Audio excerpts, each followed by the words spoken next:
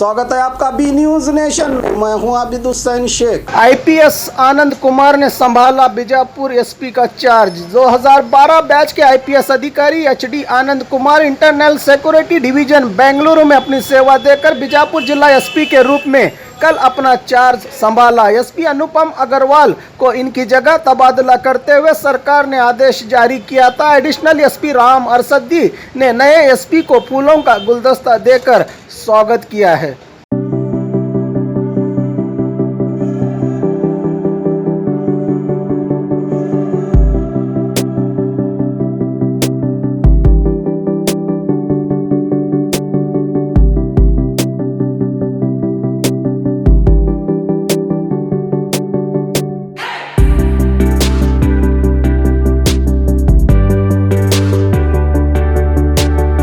Scratch कीजिए, offer पाइए। जी हाँ, Aspire spoken English soft skill ने वाव कार्ड लॉन्च किया है, जिसमें आप 80% तक का डिस्काउंट पा सकते हैं। जल्दी कीजिए, ये ऑफर लिमिटेड है। एडमिशन कीजिए और 1 साल का ऑफर पाइए, अभी नहीं तो कभी नहीं। बाघमारे हॉस्पिटल में दांतों की बीमारी से जुड़े हर तरह का किया जाता है इलाज, जिसके माहिर oral and maxillofacial surgeon doctor शान करीमी करेंगे आपका उम्मीद से भरपूर इलाज।